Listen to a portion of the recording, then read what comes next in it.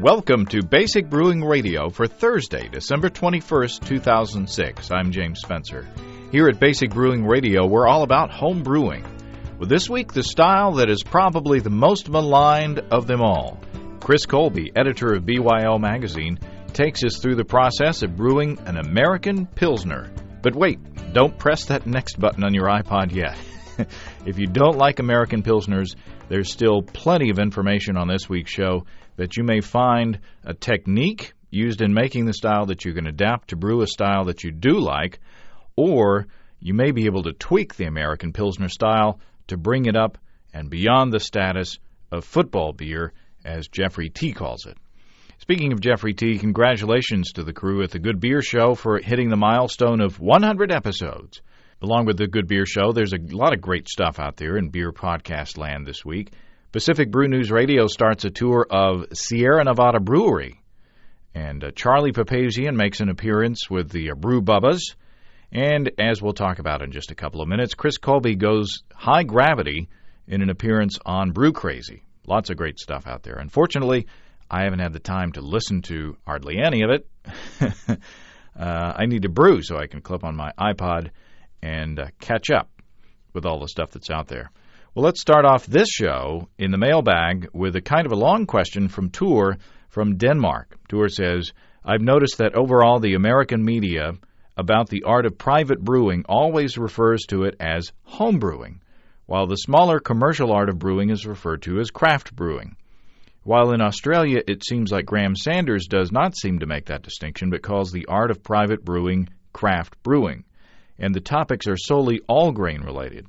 This has puzzled me a bit. I am aware of the cultural linguistic difference and the impact this will have in any case. Tor says, this moves me on to my own background because here in Denmark, as the hobby has been revived and spread, a distinction has arisen between what we translated call hand brewing or craft brewing and then home brewing. He says the term hand brewing covers all grain brewing, while home brewing tends to cover extract brewing. The reasons for this distinction go back to the 70s, where you could buy a beer extract kits of a very poor quality at pharmacies that in most cases tasted not very pleasant or beerish, and these were called home brewing kits. So now to distinguish the revived brewing hobby from these kits and the bad reputation the hobby got back then, the new pioneers started to call it hand brewing. But somehow, or perhaps in a somewhat misguided notion of snobbiness, the term homebrewing continued with the extract brewers, even though they got much better extract kits. They make beer that is just as good as all-grain beers. Now, Tor continues, now here's the question, and it will take off with relations to my own cultural background. Do you think the hobby in North America is referred to as home brewing, since as far as I have understood, the majority of brewers brew with extract, and is the distinction to the craft brewing that they tend to be brewing all grain, or does it have some other explanation? Well, I thought this was a very interesting letter, and it's fascinating to me that there's such a rift between all grain and extract brewers in Denmark. Well, Tor, as you referred to early in your letter, here in the U.S. we use the term home brewer to cover people who brew both extract and all grain beers at home. Craft brewers are the commercial brewers who brew something other than what we're going to talk about today, basically, American Pilsners.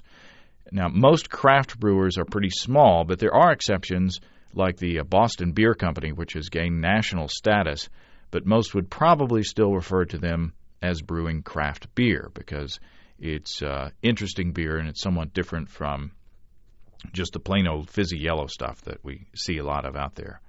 Now, there may be a bit of a line between extract and all-grain brewers in the U.S., but I don't think there's any animosity between brewers who use either technique. In fact, I think you'll find many who do both. For instance, when I have the time, I love to do all grain.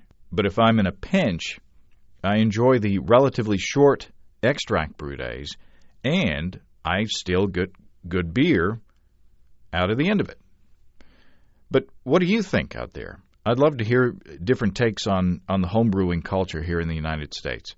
Do you agree with me that there's not much of a line between all grain and extract brewers? Is there a rift between all grain and extract here in the United States? I'd love to hear what you say. Drop me a line at james@basicbrewing.com or just use the contact form on basicbrewing.com to let me know what you think. And please don't forget to let us know where you're from. And thanks to Tour for sparking that discussion. It was very interesting. Jeffrey from Dulles, Virginia asks, how long can you store malts after they have been crushed? I only have a Corona mill at home, so I buy my malts crushed in bulk, 55 pounds. I sometimes end up storing them for several months. Is there a problem with freshness? I seem to have lower efficiencies lately, and I'm wondering if the malt is losing something in the long storage time after crushing.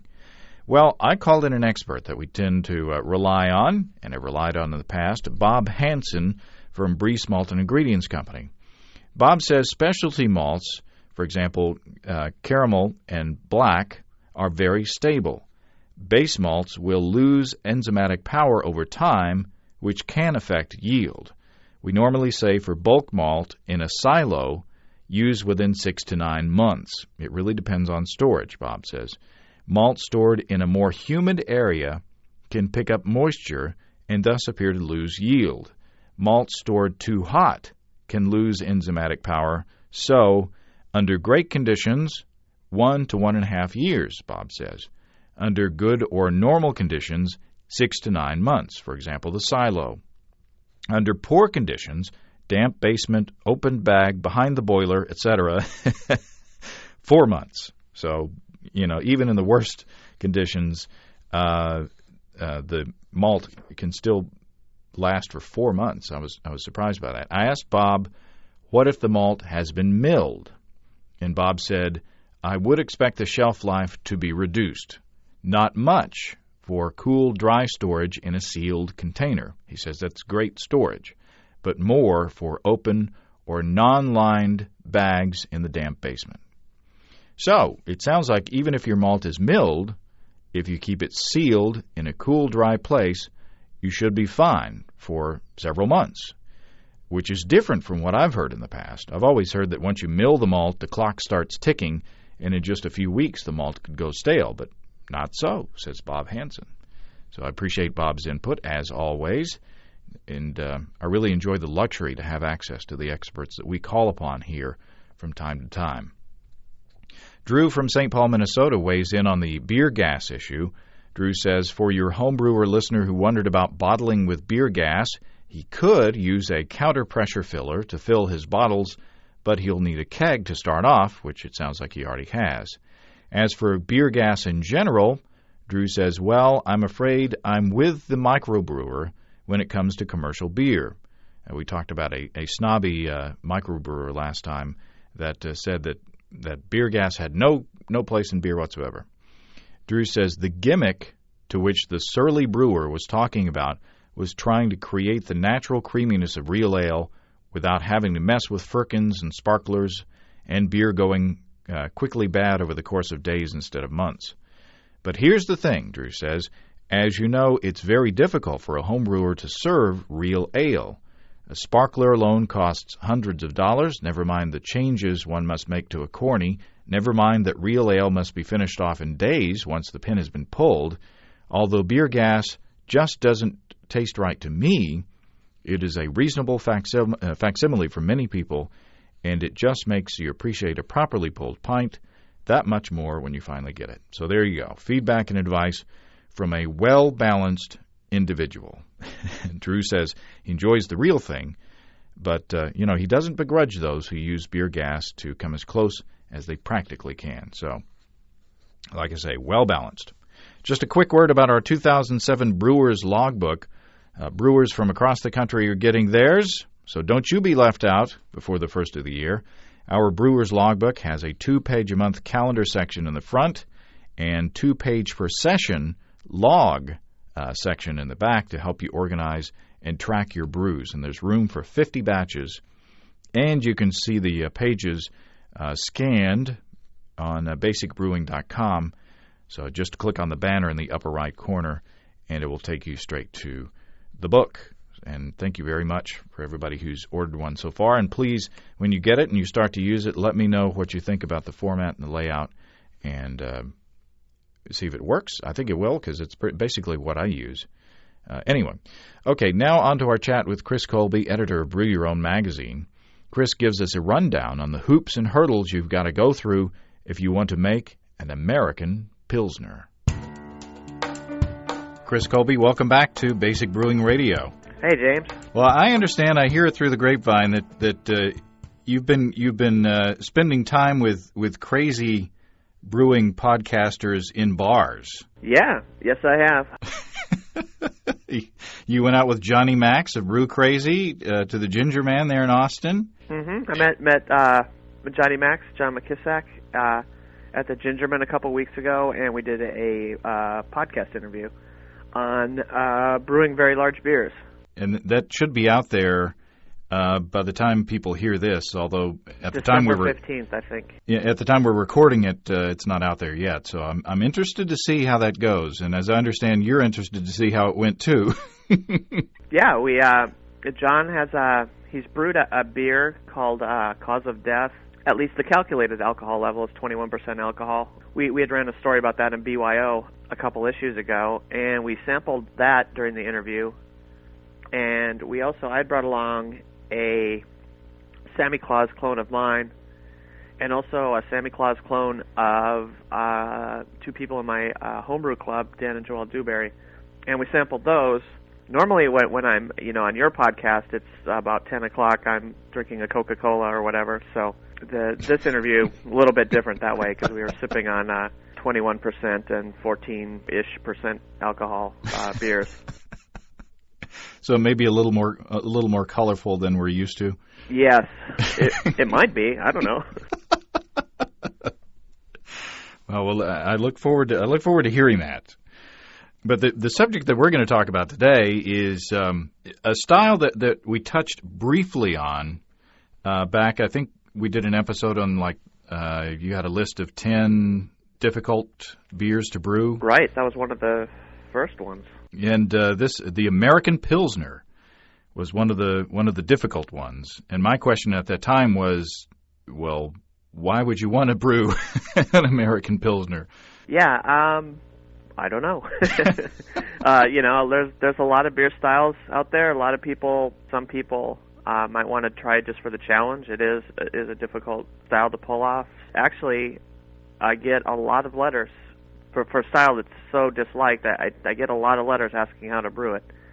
And maybe that's because we've never covered it. I think some people maybe want to brew it for a party or get together with family who they know don't like craft brew or something like that. But at the very least, it's interesting to find out how it is brewed because they do, it is like a technological achievement.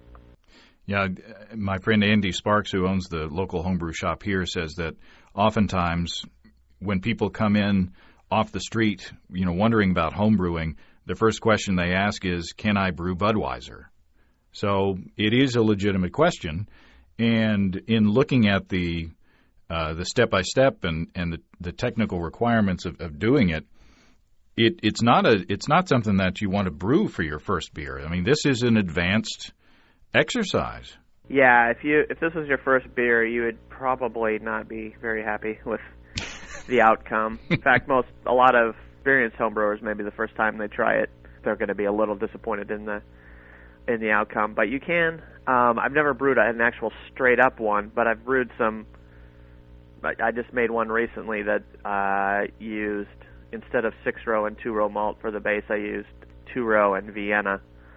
So it wasn't exactly an American Pilsner, but it was in the same gravity range, a little bit higher, in the same IBU range, a little bit higher, but not so incredibly much that it was, you'd sort of think that it was that style of beer. You can take these techniques and twist them a little bit to your preference and come up with something that's better. Sure, you can, like any style, you can taste it and say, I like this about it, but I want to change this. In my most recent one, I just wanted to brew a lightly flavored lager. I just got a new cylindrical conical, and I wanted to sort of test. One of the biggest problems I'd had previously brewing lagers was that they all picked up like a yeasty taste from them, like from autolyzed yeast, because I didn't rack to secondary at the appropriate time, and I just thought, I'm going to try to brew something there, with my new conical, I'll be able to blow the cone a couple times, get rid of the yeast that way, and just see if I can brew something really nice and clean. Did it work? It did, surprisingly enough. Well, that's good. And yeah, oh geez, for me, when racking quote unquote to secondary is just opening a valve for 2 seconds, I can remember to do that. Yeah. And I can get psyched up to do that. But when it involves cleaning and sanitizing a carboy and a racking cane, and some nights I'm just like, oh, I'll do it tomorrow, and then tomorrow, oh, I'll do it tomorrow. Well, that's I'm jealous. That's that's a handy little gadget. Well, let's get into the style. What are we looking at as far as base malt for all grain brewers? Okay, well, we've all had American Pilsner. We know what it tastes like. Or what it doesn't taste like. Or what you can't taste in it. A charitable way of putting it is it's very delicately flavored. Subtle. Yeah. Subtle, aggressively subtle. For the grains in it, you can go with 2 different options. You can go with all 6-row malt, U.S. 6-row pale malted barley, or you can go with a blend of 6-row and 2-row malts. So why 6-row, and what's the advantage of one using straight 6-row over a blend? Just a very slightly different flavor. 6-row adds a little bit more grainy flavor to the beer. 6-row has a higher diastatic power, that contributes more enzymes, which is important because you're also going to be adding adjunct to the mash. In higher adjunct beers, you're going to want to add more 6-row proportionally. If you were brewing, say, a malt liquor, which is a different style, but they use all 6-row and then additional enzymes they add in because the adjunct rate is so over the top. In a American Pilsner, you can go anywhere in the 50% or 60-40 range either way. With the 6-row and 2-row works pretty good. And then, as you said, there are adjuncts to be added as well, which is where people start twisting their faces up and turning their noses up to the style. Corn is or maize is the most common adjunct in American Pilsner, but some beers use rice as well. Budweiser is and Coors are both rice beers. At least they're flagship beers. For a lot of people don't like that, and to me that's just a personal choice. Some people want to brew, all malt beers, and if you do, well, then this isn't the style for you. Just because you use adjuncts doesn't mean that it's going to be a bad beer. No, I mean, for a long time, adjuncts sort of, because of their association with American Pilsner and, the low esteem of American Pilsner among homebrewers, adjuncts, as a whole got a bad rep, and there were people who, I remember there was an article where we published an English ESB recipe or something and included flaked maize in it, which quite a few English breweries do use, a bit of, not they don't have the adjunct rates that American breweries do, but, they'll throw in 5 or 10%, and, someone irate person wrote me saying, this is blah, blah, terrible, and, you're just being anti-English or whatever, and, I had to write him back and say, no, I'm just reflecting common brewery practice. And, for a long time, people would almost refuse to believe that Belgians used sugar or stuff like this because it was associated with American Pilsners, and they didn't want to believe that, anything that they liked was anything other than all malt, because that was held to be, like the pinnacle of brewing. But really, I don't think there's any individual ingredient that's bad or evil. It's just how you use them. If you're going to use corn or rice, what form of corn or rice do you use, and how do you use it? The good news sort of is that you have a lot of choices if you want to use corn or rice. If you're using corn, one of the easiest ways to do it is just to use corn syrup. There are specific corn syrups out there called brewers corn syrup, and these are just kettle adjuncts. So you can, either as an all-grain brewer or as an adjunct or as an extract brewer, you can just add these to your kettle and use it. If you're an all-grain brewer, you can use either flaked maize, which is it's corn that's been extruded through these hot rollers, so it just makes it into like little tiny flakes of corn, not quite like the cereal corn flakes, but smaller and not as cooked. And anyway, you can stir those directly into a mash, directly into a single infusion mash, and use it that way. You can also go sort of, the full distance and start with corn grits. And this is how the brewers would do it. Corn grits are corn that's been degerminated, so the germ has been taken off of it. That's because there's a high concentration of oils in there that you don't want in your beer. And when you make grits, or in the South a lot of times they're sold as polenta instead of grits, what you do is you cook the grits up in water, and you also use a little bit of 6-row malt when you're cooking it up. You stop at 158, or really anywhere within the saccharification range, for like 5 minutes, get a little bit of conversion, get a little use out of that 6-row malt. And then you boil it, and that part, when you're boiling it, that's called your cereal mash, and then you just stir that into your main mash, and that's your choices for corn. For rice, it's similar. You can find the rice syrup, and you can also find flaked rice, and you can also find, it's harder to find the rice ones, but you can find rice grits if you look around too. But the cereal mash is kind of like, it reminded me of the discussion we had on decoction last time. Mm-hmm. You would boil it and then add it to your main mash to. Yeah, it's very much like that. In American Brewing, they call it a double mash, because you've got your main mash going. You mash in at a low temperature, or lower than saccharification range. Then you're boiling the cereal mash, which is 30 to 40%, of the volume of the combined mash will be. Then you pump that over to your main mash, and the temperature rises to, at least hopefully, your mashing temperature, your saccharification range temperature. There are some similarities to a decoction mash. So the adjuncts in this style are 30 to 40% of the mash. Yep. Wow. Yep, 30% by 30 to 40 by dry weight. Well, I guess that accounts for the lightness and potentially the dryness of the beer. Yeah. The adjuncts do several things for the beer. First of all, when you're using a bunch of 6-row malt in the mix, 6-row is relatively high in protein. The malt specs vary batch from batch and year to year and blah, blah, blah, but 6-row is generally in the vicinity of 13%, whereas domestic 2-row is usually around 12. European 2-rows maybe around 11.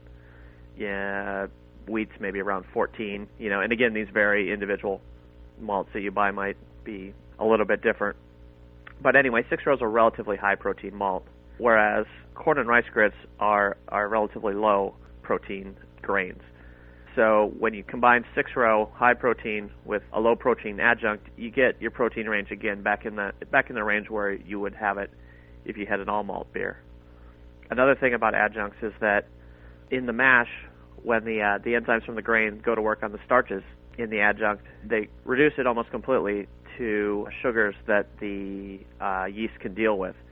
So when you ferment it, all the carbohydrate contribution from the adjunct gets fermented. So it essentially contributes no body to the beer. It's just straight, it just turns into straight alcohol and CO2.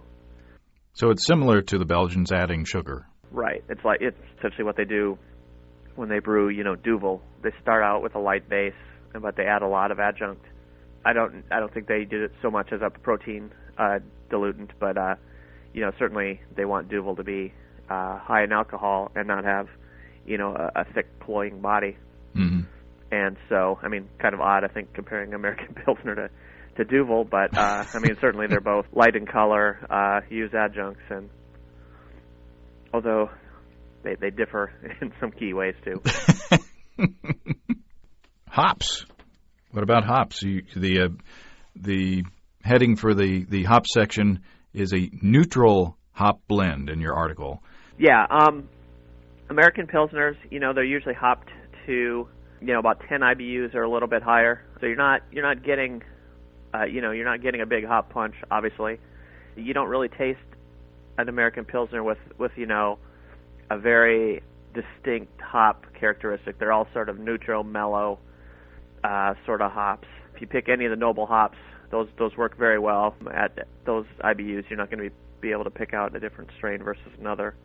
For sort of historical purposes, if you want to make a beer that's maybe representative of what used to be brewed, Cluster is a good variety. That was very popular amongst, it's North American grown hop, and was used for years. And at the level you'd use it in an American Pilsner, it really doesn't have any strong varietal characteristic.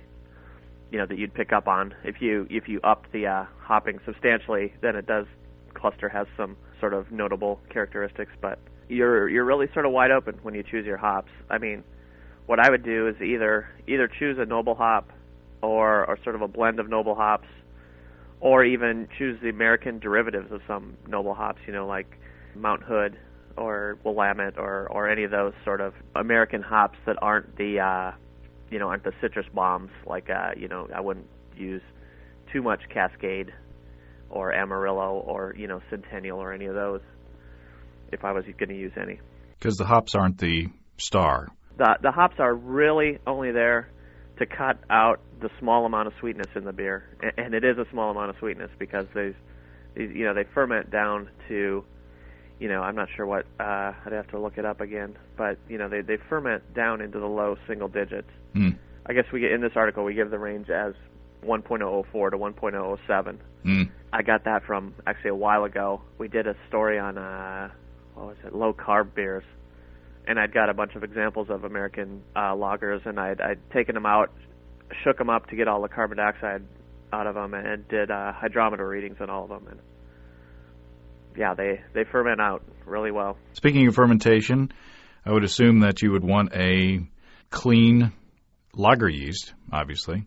Lager yeasts are all pretty similar, and you could probably get away with any one you use, especially if once you use it once or twice, you'd get to know its quirks and stuff. But your best choices would be probably either Y Yeast 2007 or White Labs WLP 840.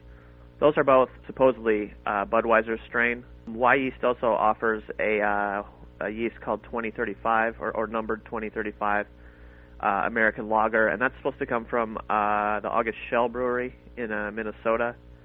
So that's another good choice. And also any of the there's various Danish lagers, Copenhagen lagers, Mexican lager, any of those strains that when you see them, the yeast companies are hinting with their name that these are for sort of Heineken-like clones. Any of those will work well too in an American Pilsner. Since there's not a whole lot of flavor, the water, it's essential that the water is neutral as well. I actually had the opportunity to talk with some brewmasters from Budweiser a little while ago, and Anheuser-Busch invited me on a press tour of their hop farm up in Idaho. They had a couple of their younger brewmeisters, and I was talking to them about stuff. And one of the things, and this actually showed up on there was a History Channel series on the history of brewing, and this actually showed up on it too. At Budweiser, they take all their ingredients and they make little teas out of them. Like they'll taste their water, but they'll also just sort of stir some rice in in some water and taste that, and they'll stir the barley in and taste that and the hops, and they'll make they're very cognizant of the fact that any sort of off flavor in the basic ingredients isn't going to be covered up by the strong flavor of the beer. Obviously, you've got to make sure that your ingredient quality is high, and obviously when 95% of your beer is going to be water. Yeah, you want to make sure that the water tastes good. And that's something I actually have started doing on all my beers. It's like I'm actually not so sure that a lot of people say strong flavors cover up other flavors. I'm not so sure about that. I mean, I think if you have a porter and your water tastes horrible, the bad taste is still there. You might not be able to recognize it exactly, but that's beside the point when we're talking about American Pilsners. But I think encouraging homebrewers to mix up their brewing liquor and then give it a try, is a good thing. Mm-hmm. Especially if you're one of those guys who, like I am on occasion, go a little bit nuts with water. Add a couple different powders and maybe a little acid, and it's a good check to make sure that your calculations are right. You didn't add something into such excess that you've caused some off flavor, or just that maybe the bottle of phosphoric acid you got has some weird off taste. And if you don't taste, you're certainly not going to taste it straight out of the bottle, but certainly if you've never tasted what just your water tastes like, and some weird off flavor shows up in your beer, you're gonna wonder, and you're not going to know unless you try your water. Let's talk about the extract, because it's probably easier to get that out of the way before we move on to all grain. But can you make a good American Pilsner with extract? You can, but you have to work at it.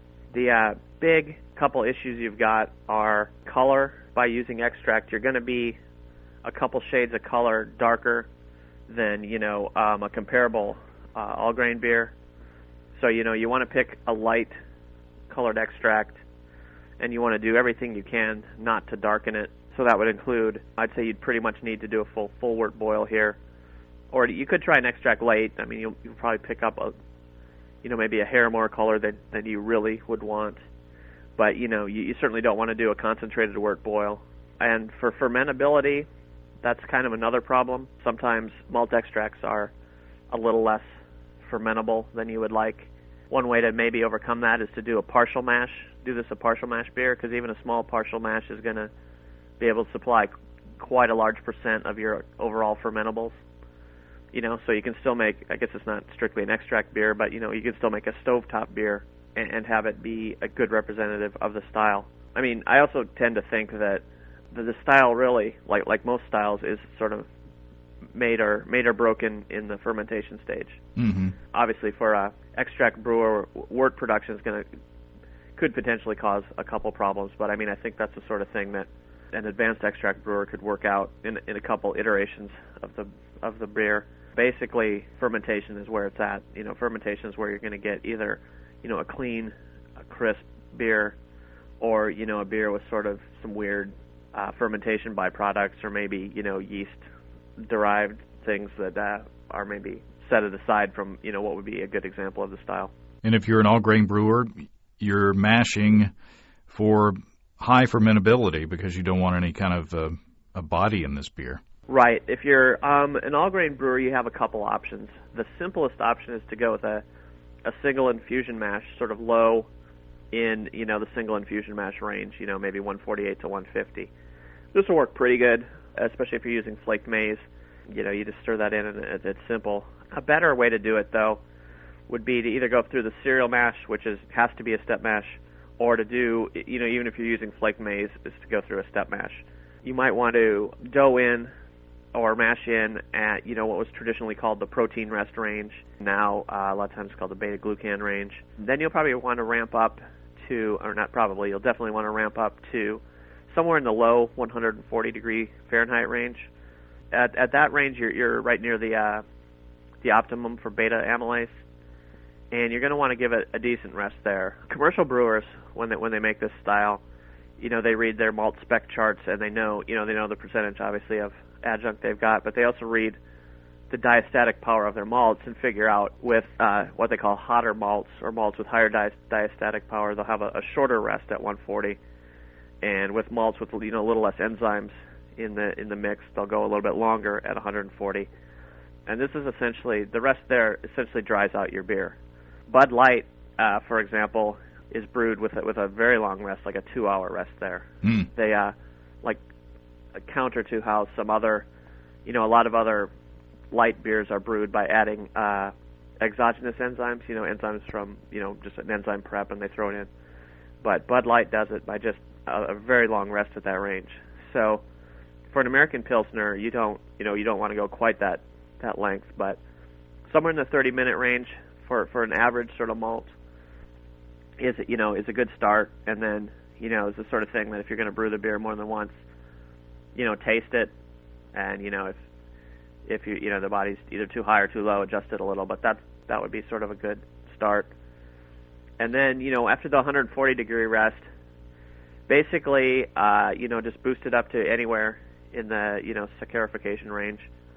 Somewhere low in the range overall. Maybe 150 to 152 is fine, but you can go higher too. I mean, you've done so much work at the lower rest that it doesn't matter as much where in the saccharification range you are, given that you've altered the, your lower temperature rest has done a lot of the work.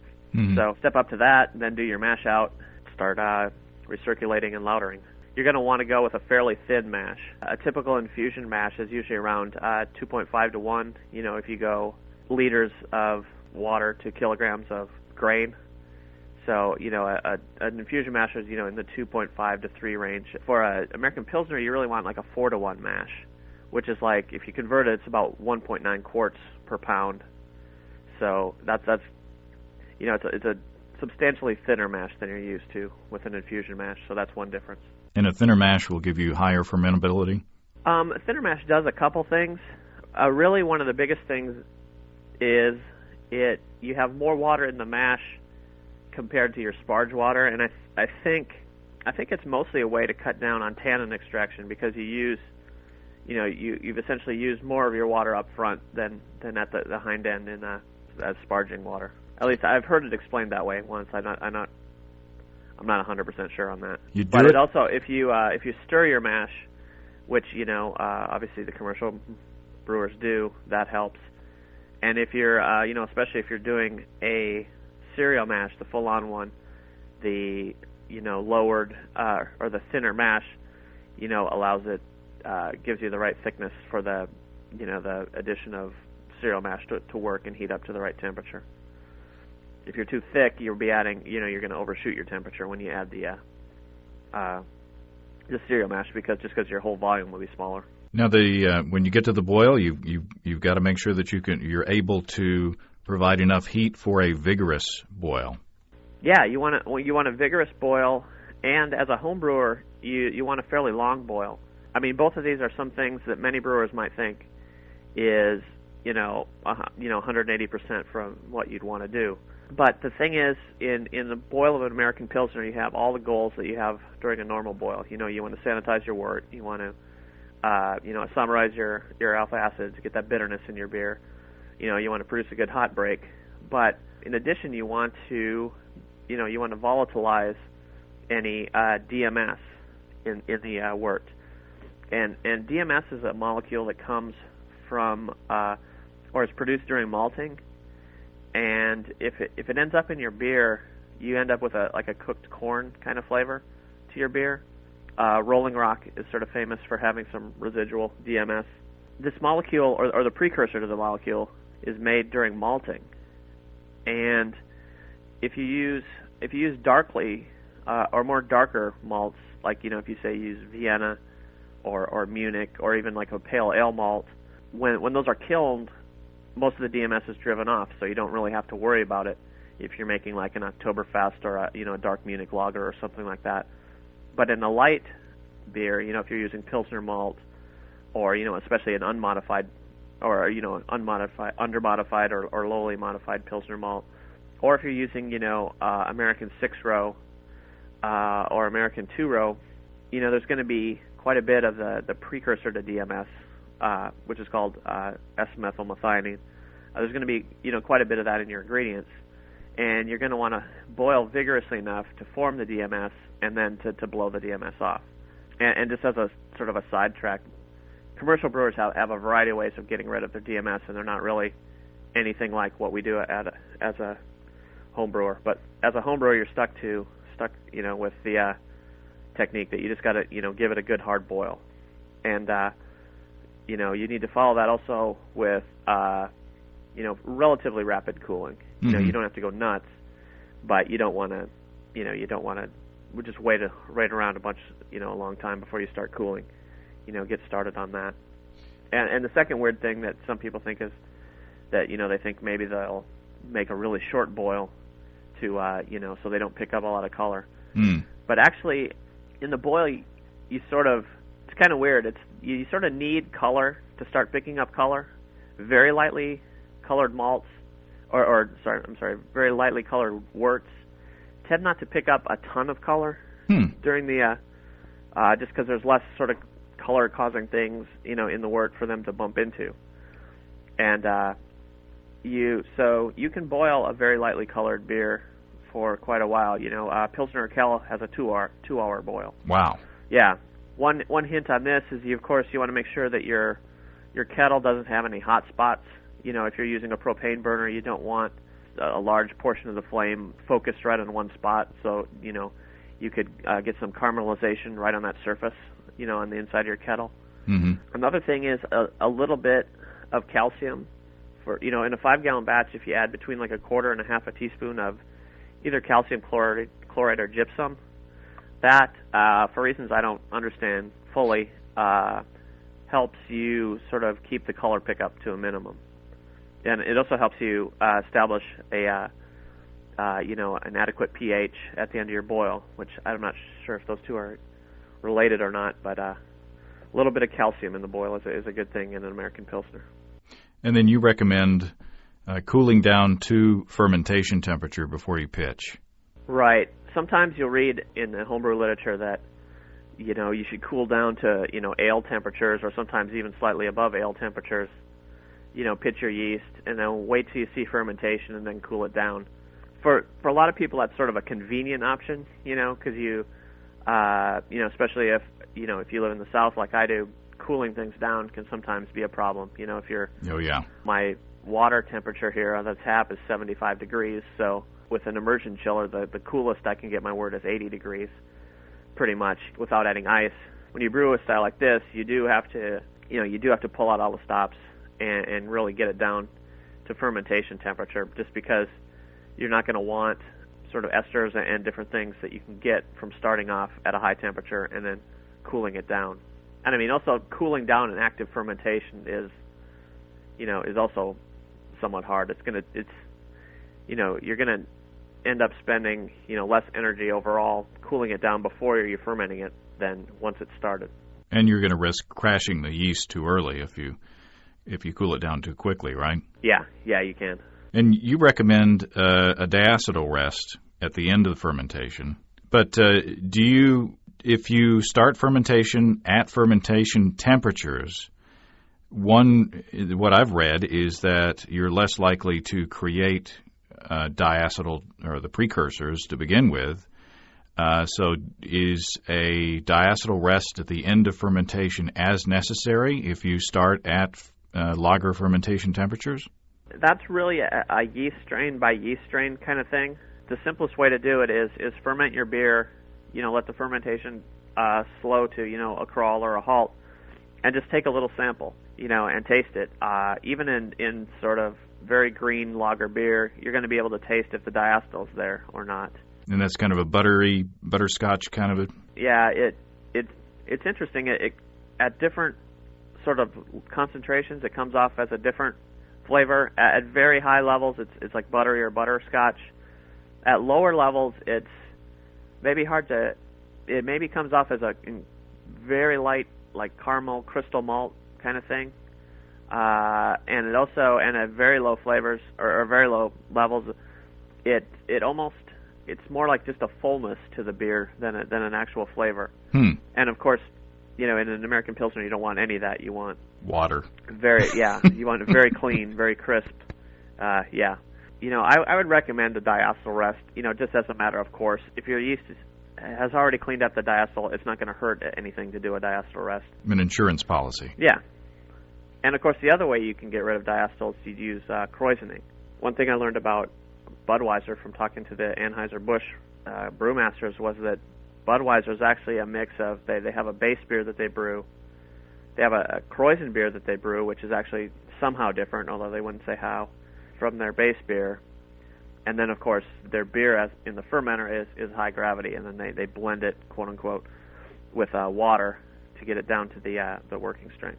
But krausening is a process where you add fermenting lager beer somewhere in the range of 10% to finished lager beer or the fermentation is finished, but it's not lagered. It's like green lager beer. And the active yeast, will go in there, will scavenge up all the diacetyl, and they'll also be producing a little bit, but since they're such a small percentage of the wort, that sort of comes out in the wash, and they'll eventually reabsorb their little bit too. That's a way to get rid of diacetyl at the same temperature as your fermentation temperature. You don't need to rise it with a diacetyl rest.